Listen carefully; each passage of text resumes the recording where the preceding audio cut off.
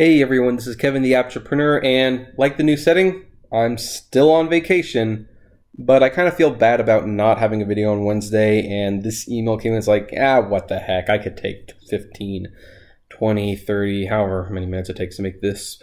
You'd be surprised how long it takes to make a 10-minute video for YouTube, you really would. But I figured this was worth talking about, and you can't get too relaxed. So anyway, Lyft, as I have been nicknaming them, Lyft is monkey see, monkey do. Lyft used to innovate in the rideshare community. Now they don't. They copy. They copy Uber. Whatever Uber does, they just do what they do. They just wait like a week later to do it. Well, you may have recalled that a week or so ago, I announced that Uber had finally implemented some safety features into their app. Now then, I had some issues with them. I thought there were some key things they were overlooking, and I kind of wondered how effective they could actually be. But you know what? If Lyft is going to copy them, maybe they can see what doesn't work. I mean, maybe someone from Lyft is watching my channel, hint, hint, and can see some of the suggestions people like me or Uber Driver 101, who just passed 10,000 subscribers, by the way. So congratulations, you're the new top dog in town. But as reading this email, they basically did what I expect them to do. The exact same thing Uber did. So let's look at this email. Quickly access 911 assistance. We hope you'll never need to call 911, but in the unlikely event that you do, speed matters. Now you can access 911 from your Lyft driver app. Get help fast by tapping the, I don't know what that is, and selecting emergency assistance. So let's go. So, oh, that little symbol, that's what they're trying to let you know. So, yep, there's emergency assistance. Critical info at your fingertips. The app will also display your current location and vehicle information, including your license plate number. This makes it easy to tell 911 dispatchers everything they need to know, helping emergency services reach you fast. That's kind of nice, I admit, but here's the thing. So that's what it looks like. And look, it says call 911 in bold. Obviously, we're going to talk about that. Help is a tap away. We care about your safety. After you call 911, a member of our critical response team will follow up with an email to make sure you're okay and offer additional help. Oh, an email. Yeah, an email is going to come in very, very handy in case of an emergency. I usually don't get this maxed up with Uber, but yeah, this is like, how to use it. In your online, tap emergency assistant in the symbol, in the up symbol in the top right corner. 2, tap call 911. 3, return to your app. Tell the 911 dispatcher location and vehicle info.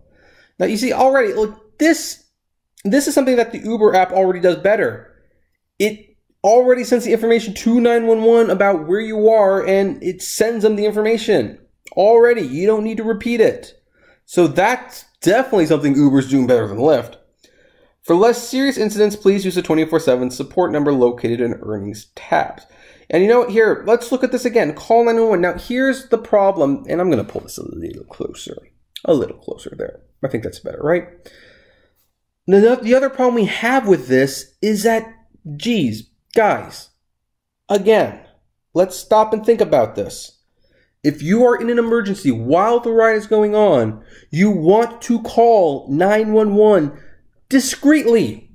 Discreetly. You do not want the passengers in the car know you are calling the police on them. That is why I am in favor of disguising the 911 button with a code symbol so that when you press it, you can make up a story about what it is you're doing. You can make up a story where you don't want the passenger to know you are calling 911 when they're in the car and within grabbing distance of you. Okay, so that's one problem. But then the second problem, and this is where Uber did a little better. Uber's system sends the information out to 911 and they will find you. Lyft, by all accounts, it looks like, yeah, you still need, it will display the information that you can tell 911. No, if you are in an emergency and you have got someone who in the backseat of your car who is very, very likely to attack you or hurt you or hit you or throw tacos at you, as we found out fairly recently. I didn't make a video about that, but Mark from Uber Hints did, so enjoy his video. That you don't want that to be known. Here's the problem with Uber, Lyft, and safety. Why this is a concept they can't figure out, I don't know. And here's one of the problems with driving in general, and especially during the unsafe hours. There are people who are upset. They are drunk, they are agitated. You don't know why they're agitated. Sometimes they're just having a bad day, sometimes having a bad night. Guy get in your car, he was expecting to get laid that night, is not going to happen. So they get pissed at you. They take it out on you because they can. You are the low-wage slave driver in their eyes. And they are unpredictable. And it is dangerous enough that you put yourself in that situation. And I mean, I did it quite frequently. When the rates were good and I was getting very good surge, I put myself in that situation all the time. Paid for it a couple times, made videos about it. Still some of my highest viewed videos. But you put yourself in grim situations for that little extra money. Now that the money is a lot less and the surge is being taken from you, I just recommend letting the drunks walk home, in my opinion. But that's not important to what's going on now. So you get in one of these situations and you need 911. Now, I never had the 911 button, although I could have certainly used it a couple times. Oh boy, God knows I could have used that 911 button a couple times. But you don't want it to be obvious that you're calling 911 on people. So it's a frustrating that, and this is definitely just Lyft copying Uber to the extent that they're not even thinking through it. Uber did this so much better, and they still need work. Why couldn't Lyft have done it better than Uber? They had a week. This is just one of those situations where, again, Uber does something and Lyft is like, oh, well, we'll do it too. Lyft, why can't you do just one or two things different? Why can't you innovate? Why can't you be the leaders you used to be? You used to be the leaders. There's a reason everyone liked you a lot more than Uber. Now, I can't tell the difference. I can't tell the difference. I really can't. I mean, boy, you know what? You're like, it's almost like watching DC and Marvel. Oh, Marvel does this, so DC will do it too. It's stupid. It's stupid. You have two, in theory, completely different products. They have some surface similarities to one another, but they're different, and you should make them different. And yet, that's not what happens. Because, and unfortunately, this is where the customers come to blame. Customers don't care about difference sometimes. And many have admitted so.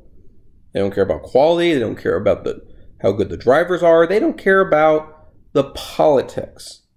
They frankly didn't even care that Travis Kalanick sat on the board seat of the board of the Trump administration. They really don't. They just care about one thing. Which ride is cheaper? And once Lyft realized that, they stopped innovating. And they're going to go public soon too, so I wouldn't expect them to innovate anytime soon either. But of course, I'm on vacation. And I already have to cut out a chunk of video that I actually lost my train of thought. So this video is going to take a little bit longer to edit than I expected. So I'm going to leave this here. But of course, I always like to end by passing the question off to you guys. What do you think? Do you like this? Does this do anything for you? Are you concerned about how blatantly obvious the fact that you are calling the emergency services are to the passenger who might be belligerent and drunk and aggressive? I would love to know. And of course, have you had any incidents recently? Whatever you want to talk about, comment below, like, favorite, share, subscribe. If you enjoy my videos, consider becoming a Patreon member. It's totally optional, of course, but even as little as $1 a month goes a long way to helping the channel run smoothly. And as always, blame responsibly. Have a good one.